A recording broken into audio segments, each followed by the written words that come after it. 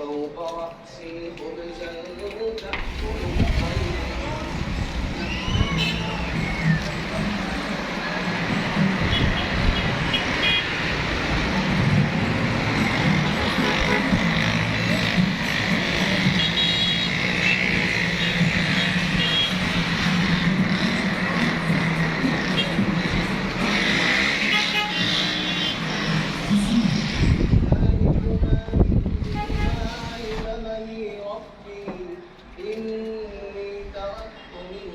قوم لا يؤمنون بالله وهم بالآخرة هم كافرون.